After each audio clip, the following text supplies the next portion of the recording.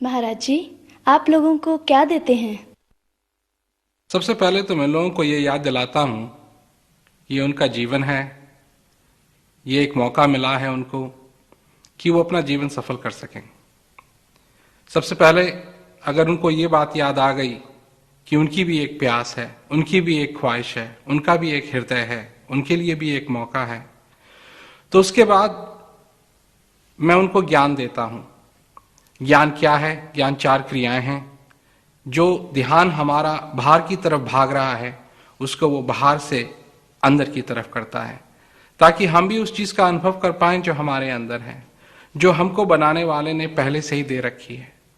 इतना कुछ हम करते हैं इस दुनिया के अंदर कि हम जानना चाहते हैं कि हमको क्या करना है, परंतु ये एक ऐसी चीज है जो पहले से ही हमारे अंदर है और इसको हमको पहचानना है, इसको हमको जानना है।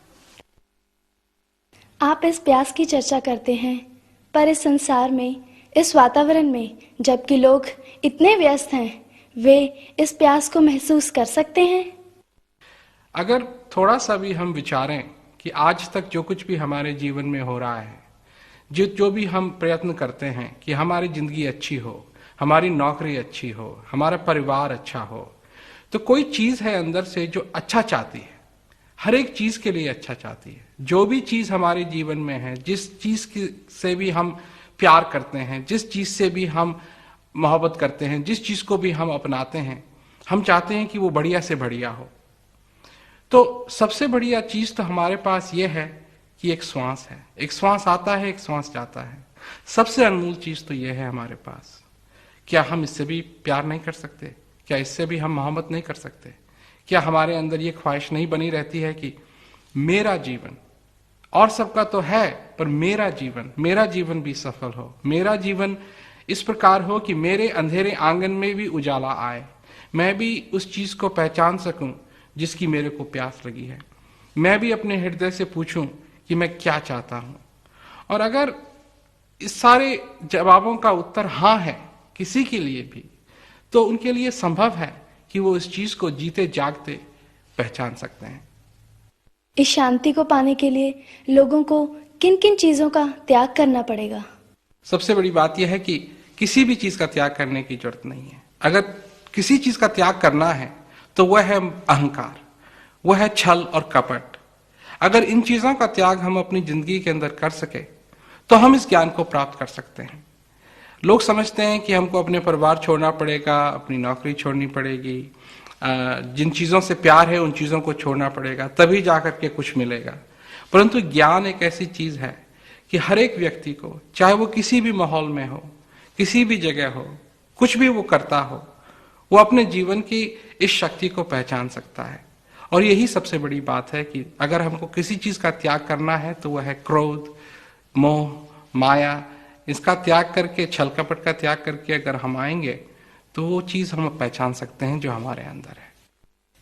इस संसार में कई लोग हैं जो शांति देने का दावा करते हैं। आप में और उनमें क्या अंतर है? दावा करने वाले तो बहुत हैं और कहने वाले की शांति होनी चाहिए, ये भी बहुत हैं, परंतु ऐसे बहुत कम हैं जो सचमुच में शांति ला सकते हैं। और मैं इस ज्ञान के द्वारा सिर्फ यही नहीं कह रहा हूं कि ऐसी चीज है, पर मैं ये भी कह रहा हूं कि अगर तुम सच्चे हृदय से आओ और उस प्यास से आओ तो मैं तुम्हारे जीवन में वो शांति ला सकता हूं।